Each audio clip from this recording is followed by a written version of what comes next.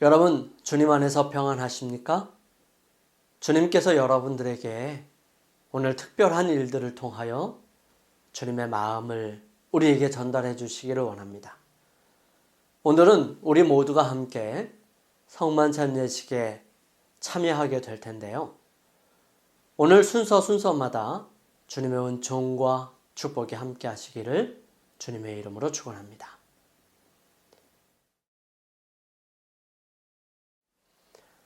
우리 요한복음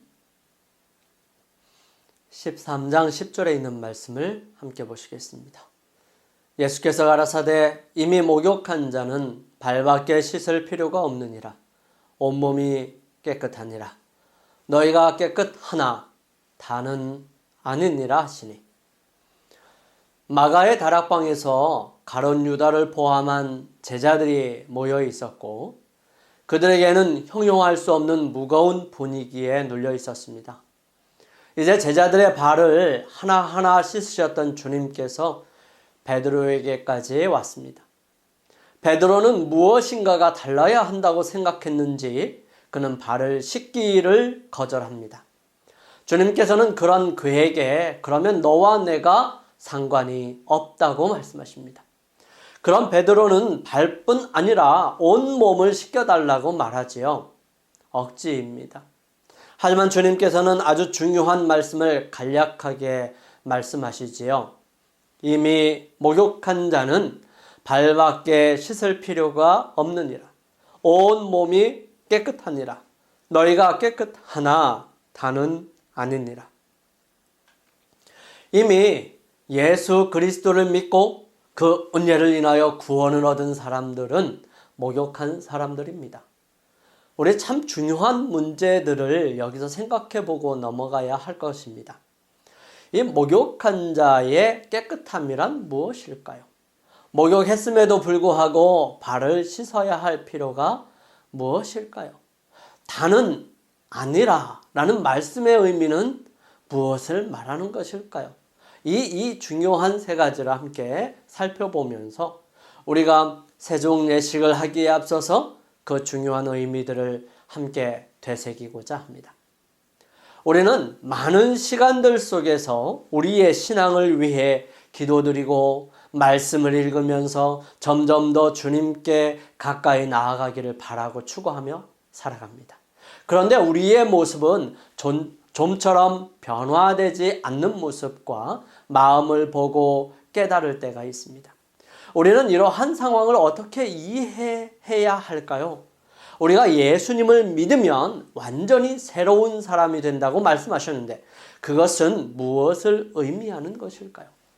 우리의 삶을 통하여 신앙을 적용하고 그 신앙 안에서 살아간다는 것은 참으로 깊은 은혜와 성령의 깨우쳐 주심이 필요합니다. 여기에서 예수님께서 말씀하시는 목욕한 자는 어떤 사람을 말하는 것일까요? 예수님께서는 죄를 인하여 이 땅에 오셔서 죄로 인하여 죽을 수밖에 없는 사람들을 구원하시기 위해 십자가에 달려 돌아가실 것이었습니다. 그 이유를 구원을 위해 대속하시기 위해서입니다. 즉 죄의 값을 당신의 생명으로 갚으셔서 더 이상 죄로 인하여 내가 죽지 않아도 되는 것을 말하는 것이지요. 그러므로 그분의 죽으심은 모든 인류에게 값없이 영원한 생명이 주어지는 결과를 가져오게 합니다. 그러므로 모든 인류는 더 이상 죄 때문에 영원히 멸망받지 않아도 되는 것입니다. 모든 죄에 대한 값을 주님께서 치르셨기 때문입니다. 우리는 이 사실에 다른 여러 가지 것들을 덧붙이지 않기를 바랍니다. 이것은 분명한 진리이고 확실한 하나님의 말씀이며 모든 사람에 대한 분명한 값은 어느 누구라도 할지라도 구원을 얻을 수 있음을 말하는 것입니다. 그래서 모든 사람들은 죄로 인하여 더 이상 죽음을 맛보지 않을 수 있습니다. 그것은 십자가에서 온전하고도 분명하게 이루셨습니다. 그러므로 모든 사람들은 예수 그리스도를 인하여 완전한 구원을 얻을 수 있게 된 것입니다.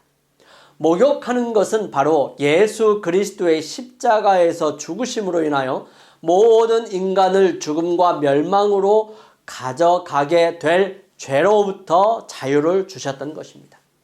그 죽으심은 완전하고도 풍성한 것이었습니다. 많은 사람들이 이 부분을 오해함으로 잘못된 신앙을 갖게 됩니다. 우리는 온전히 깨끗해질 수 있게 된 것입니다. 바로 예수 그리스도를 믿음으로 말미암아 말입니다. 그런데 문제는 여태껏 죄의 구렁텅이에서 살아오다 보니 우리의 삶의 모든 것은 철저하게 악한 쪽에 길들여져 있었습니다.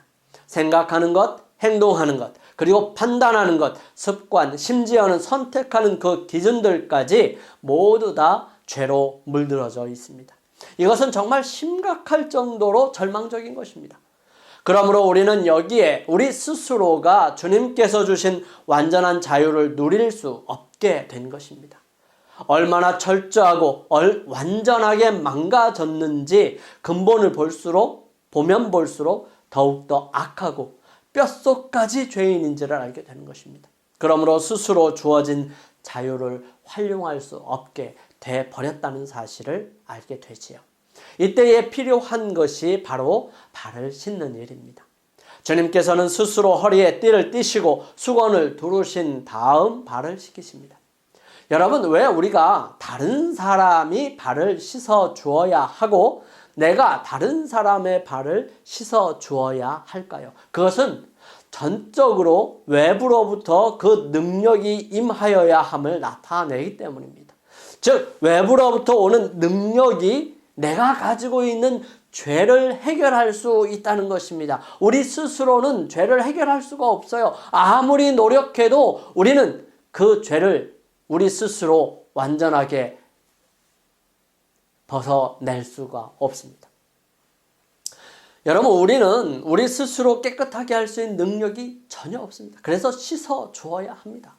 우리는 베드로처럼 발을 내밀지 않고 버티는 것이 아니라 자신의 발을 내밀어야 하지요. 드려야 합니다. 드리지 않으면 주님께서 그러면 너는 나와 상관이 없다 말씀하실 것입니다. 우리가 발을 되밀기 위해서는 신발을 벗어야 합니다. 여기에 참 귀중한 교훈들이 있습니다. 우리의 신발을 벗는다는 것은 나를 보호하는 것을 모두 버리는 것을 말하는 것입니다. 가리는 것이나 감추는 것, 나를 보호하기 위해 가지고 있었던 것들, 그리고 늘 내가 무엇을 하기 위해 반드시 사용하고 필요로 했던 모든 것을 버리는 것입니다. 우리가 목욕하려면 모든 것을 벗어야 하는 것처럼 발을 씻을 때 또한 모든 것을 다 벗어버리는 것을 상징적으로 나타내는 것입니다. 그것이 신을 벗는 것이지요. 신을 벗는다는 것은 철저한 복종을 의미합니다. 이러한 철저한 받아들임, 즉 하나님의 능력을 받아들이는 것을 상징하는 것입니다. 그리고 씻어주시는 것을 경험하는 것이지요. 거기에 됐다고 말할 권리가 없습니다. 이젠 그만 씻어도 돼요 라고 말할 권리가 우리에게 있는 것이 아니에요. 다 씻어주실 때까지 기다리는 것이 필요합니다. 우리는 전적으로 나의 발을 그분께 맡기는 것입니다. 주님께서는 말씀하십니다. 다는 아니라. 왜 다가 아닐까요? 분명하게 주님께서는 전부 시키셨습니다. 그리고 모두의 발을 씻었습니다. 그럼에도 불구하고 다는 아니라고 말씀하십니다. 어떻게 예수님을 믿어 목욕도 하고 발도 씻음을 받았는데도 깨끗하지 않을 수 있을까요? 영감의 말씀은 가룟 유다에 대해 이렇게 설명합니다. 반역자가 그리스도를 떠나서 바깥 어두움 속으로 나간 것은 밤이었다. 이 발걸음을 내딛기까지는 유다에게 회개의 가능성이 있었다. 그러나 그가 주님과 그분의 동료인 제자들 앞을 떠날 때에 최후의 결정은 이루어졌다. 그는 그 경계선을 넘어가 버렸다. 이 유혹받은 영혼을 다루심에 있어서 예수님의 오래 참으심은 참으로 놀라웠다. 유다를 구원하기 위하여 하실 수 있는 일은 무엇 하나 하지 않으신 것이 없었다. 그가 2번씩이나 주를 배반하겠다고 맹세한 후에도 예수님께서는 여전히 그에게 회개할 기회를 주셨다. 반역자의 마음에 있는 은밀한 목적을 아시고 그분께서는 당신의 신성에 대하여 마지막으로 분명한 증거를 유다에게 주셨다. 이것이 그 거짓 제자에게 하신 마지막 회개의 요청이었다. 신성과 인성을 겸하신 그리스도의 마음으로 하실 수 있는 간청은 하나도 남김없이 다 하였다. 완강한 교만으로 격퇴당한 자비의 물결은 부드럽게 하는 사랑에 힘센 조수가 되어 돌아왔다. 그의 죄가 달로 나 놀라긴 했지만 유다는 더욱 결심을 굳게 할 뿐이었다. 그는 성만찬에서 나와 배반하는 그 일을 완성하려고 나갔다. 바울은 말합니다. 한번 비침을 얻고 하늘의 은사를 맛보고 성령에 참여한 바 되고 하나님의 선한 말씀과 내세의 능력을 맛보고 타락한 자들은 다시 새롭게 하여 회개케 할 수 없나니 이는 자기가 하나님의 아들을 다시 십자가에 못 박아 현저히 욕을 보임이라. 사랑하는 성도 여러분, 우리의 온전한 그리스도의 십자가를 통하여 온전히 죄에서 자유를 경험하고 매일매일 주님께 죄악의 결과로 더럽혀진 발을 내밀며 씻어주시는 놀라운 은혜를 경험하여 온전히 주님을 향한 방향성을 잃지 않고 주님 안에 머물게 되기를 소망합니다. 우리 그런 놀라운 주님의 사랑을 생각하면서 세종 예식에 함께 참여하기를 바랍니다. 이제 준비된 대야와 물, 수건을 통하여 서로의 발을 주님께서 하신 것처럼 씻어드리고 주님께서 내 발을 씻어주시는 것처럼 느끼고 감사할 수 있는 시간이 되기를 소망합니다.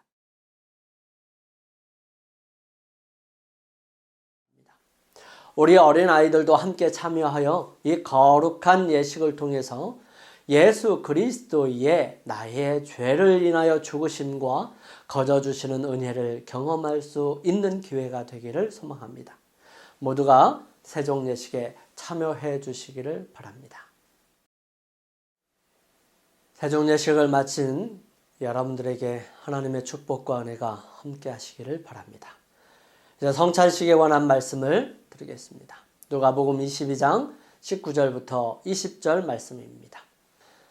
또 떡을 가져 살해하시고 떼어 저희에게 주시며 가라사대 이것은 너희를 위하여 주는 내 몸이라 너희가 이를 행하여 나를 기념하라 하시고 저녁 먹은 후에 잔도 이와 같이 하여 가라사대 이 잔은 내 피로 세우는 새 언약이니 곧 너희를 위하여 붓는 것이라. 마지막 제자들과 함께 자리를 한 때는 바로 유월절 떡을 먹기 위해서였습니다. 예수님께서는 유월절에 들어갈 것이었기 때문에 그들과 함께 유월절 떡과 함께 먹을 수가 없었습니다. 그렇기 때문에 그분은 그 먼저 제자들과 함께 마지막 식사를 하고 싶으셨던 것입니다. 그 장소가 마가의 다락방이었고요. 제자들이 그곳에 함께 모였습니다. 이날은 바로 목요일 저녁이었어요. 그들은 그 저녁에 이제 앞으로 닥쳐올 험난한 환난과 고통의 전조로 무겁고 어두운 분위기를 벗어버릴 수 없었습니다. 그리고 주님께서는 당신을 배신할 사람, 자신을 팔 사람이 제자들에게 있다고 말씀하셨기 때문에 제자들은 스스로를 돌아볼 수 있기를 바라셨는데도 누가 그런 못된 일을 할 것인가에 몰두하였고 서로 좋은 자리를 차지하기 위해 자리다툼이 있었다는 것입니다. 안타까운 일이죠. 이때 주님께서 특별한 약속을 하십니다. 그분의 죽으심이 얼마나 소중하고 귀한지를 알려주시고 잊지 않게 하시기 위해서 그분은 떡과 포도즙을 가지고 그분을 기억하게 할 하나의 예표적 약속을 하셨던 것입니다. 떡을 먹으며 온전히 준 내 몸을 기념하라. 또 떡을 가져 살해하시고 떼어 저희에게 주시며 가라사대 이것은 너희를 위하여 주는 내 몸이라 너희가 이를 행하여 나를 기념하라 하시고. 예수님은 성육신하신 하나님의 말씀이십니다. 우리가 함께 기억해야 할 부분들이 있습니다. 이 떡은 누룩 없는 무교병이어야 했습니다. 또 이 떡은 반드시 기도하고 먹어야 했습니다. 이 떡은 떼어 나누어 먹어야 한다는 것입니다. 이 누룩이 없는 것은 다른 것이 섞이지 아니하였다는 것을 말하는 것입니다. 누룩이 하는 것처럼 부풀리지 아니하였습니다. 있는 그대로였습니다. 이것이 바로 예수 그리스도를 나타내는 유일한 것입니다.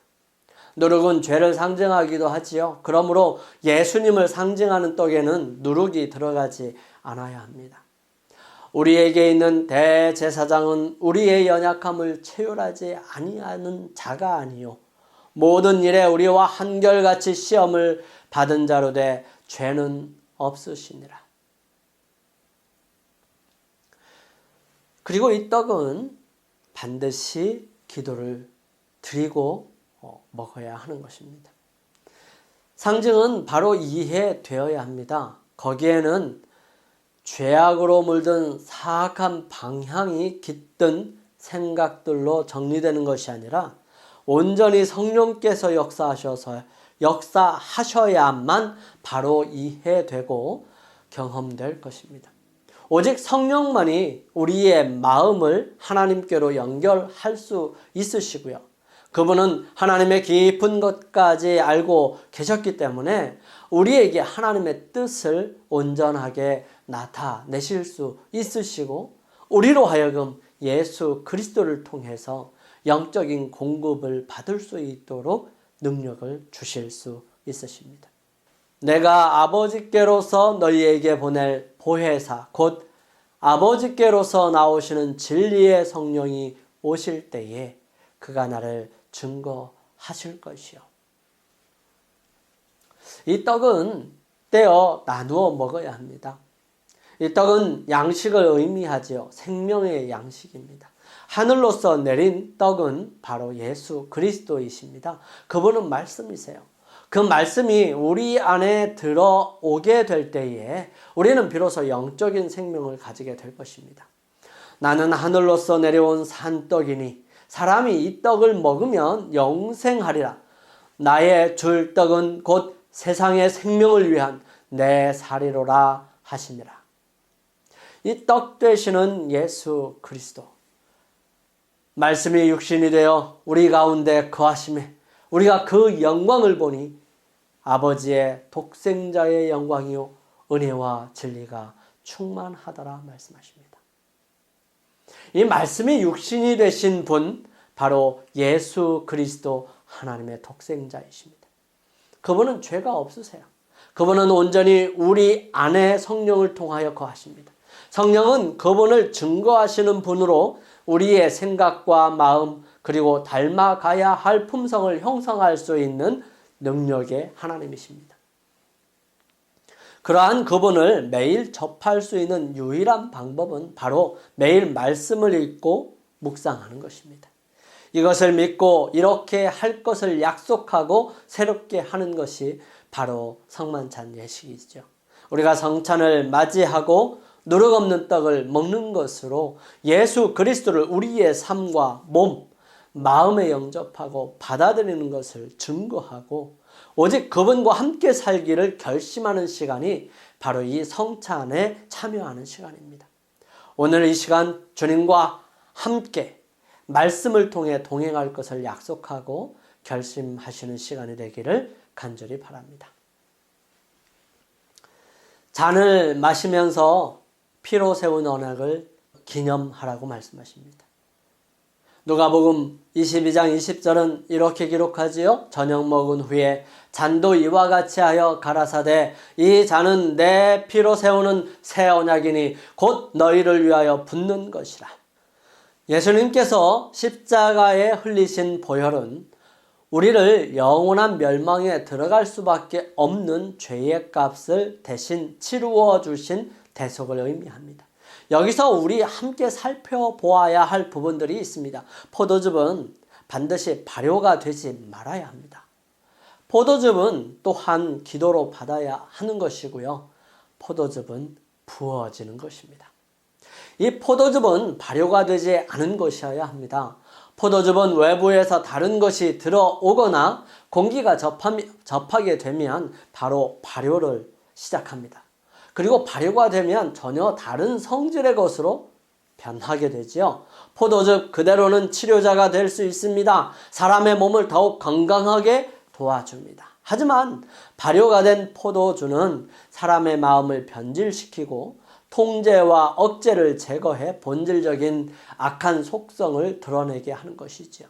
그러므로 포도즙은 발효가 되지 않은 순수한 것이어야 하는 것입니다.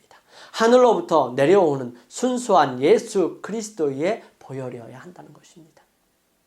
레위기 10장 9절은 너나 내 자손들이 회막에 들어갈 때에는 포도주나 독주를 마시지 말아서 너희 사망을 면하라. 이는 너희 대대로 영원한 규례라.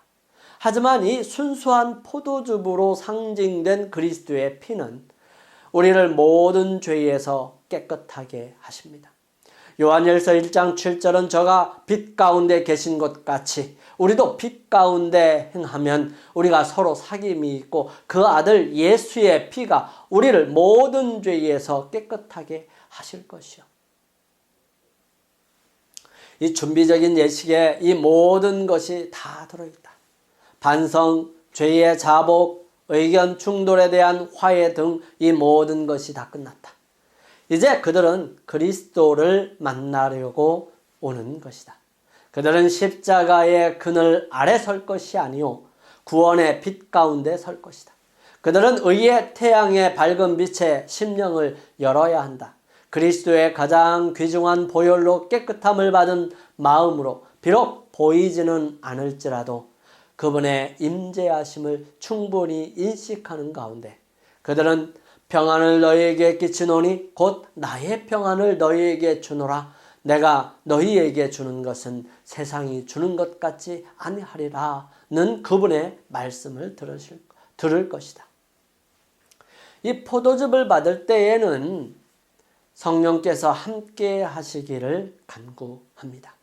우리는 우리 스스로의 죄에서 벗어날 수 없기 때문에 우리의 죄가 어떠한지를 분명하게 알아야 할 필요성이 있습니다. 여호와께서 말씀하시되 오라 우리가 서로 변론하자. 너희 죄가 주홍 같을지라도 눈과 같이 희어질 것이요 진홍같이 붉을지라도 양털같이 되리라. 여러분 우리는 하나님의 거룩하신 능력과 사랑 가운데서 우리가 온전히 그분의 보혈로 깨끗해져야 한다는 사실이죠. 이 포도즙은 부어지는 것입니다. 우리가 가진 조금의 포도즙이 아닙니다. 그것은 온 세상을 구원할 수 있는 충분하고도 온전한 것입니다. 율법을 쫓아 거의 모든 물건이 피로써 정결케 되나니 피 흘림이 없은즉 사함이 없느니라. 우리가 그리스도 안에서 그의 은혜의 풍성함을 따라 그의 피로 말미암아 구속 곧 죄사함을 받았으니 하나님의 가장 근본적인 소원은 우리의 구원입니다. 죄로 인하여 당신의 창조의 사역이 더럽혀졌지만 그 죄를 제거함으로 다시 온전케 회복하시기를 원하십니다. 그 일을 우리의 삶에서 경험할 수 있게 되기를 간절히 소망합니다.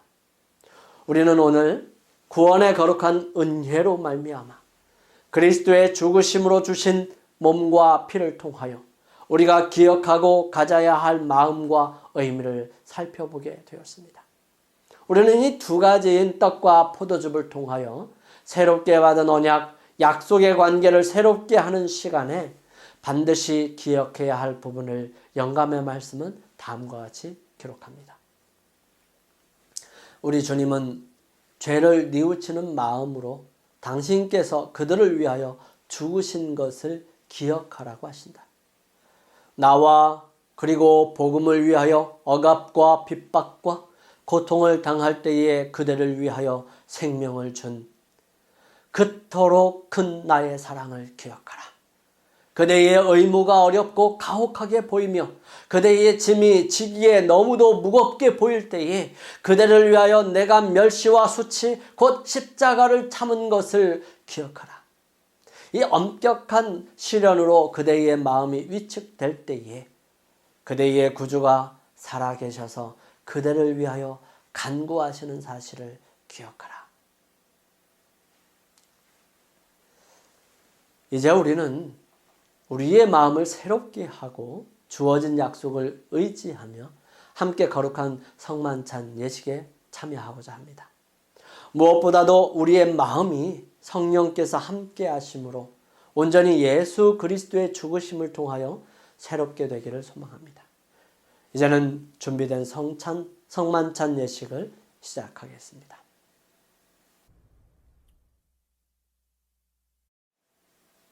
거룩하신 아버지 하나님, 성만찬 예식을 통하여 저희들의 마음과 생각을 새롭게 하여 주심을 인하여 감사를 드립니다. 저희들 작게나마 주님 앞에 결심하고 새롭게 마음을 다졌사오니 성령께서 저희들과 함께하여 주심으로 저희들의 삶이 주님 안에서 온전히 변화되고 예수 그리스도를 닮아가는 귀한 주님의 자녀들이 되도록 인도하여 주옵소서. 거룩하신 주님이시여, 저희들은 연약하고 부족합니다. 하지만 주님께서 저희들과 함께 하실 때에 주님께서 저희들을 통하여 이루시고자 하는 그 모든 일들을 이루어 가실 수 있으십니다. 주님, 저희들 전적으로 주님과 협력하고 전적으로 주님께 저희 자신을 내놓고 드렸사오니 주님, 저희들을 통하여 역사하시고 인도하여 주옵소서. 주님, 저희들에게 재물 얻을 힘과 능력을 허락하여 주셨습니다. 그 재물이 주님의 것임을 저희들 기억하면서 그 모든 것이 주님의 것임을 인정하는 표로 열의 하나를 구별하여 주님께 드립니다. 주님, 받아주시고 약속하신 축복을 허락하여 주시며 저희들의 마음과 심령 속에 오직 주님과 함께 사는 것이 가장 큰 기쁨임을 삶을 통하여 경험할 수 있도록 인도하여 주옵소서. 드린 각종 헌금들이 쓰여지는 곳곳마다 주님의 능력과 사랑이 함께하여 주시고 주님의 복음이 확장될 수 있도록 인도하여 주옵소서. 이제 성찬식을 통하여 새롭게 주님과의 관계를 회복하고 온전히 주님께 헌신하고자 결심한 주님의 사랑하는 자녀들에게 아버지의 한량없는 사랑과 예수 그리스도의 은혜와 성령 하나님의 감화 감동하심이 주님 오시는 그날까지 함께 하옵시기를 우리를 죄에서 구원하신 예수 그리스도의 거룩하신 성호 받들어 간절히 축원하옵나이다. 아멘.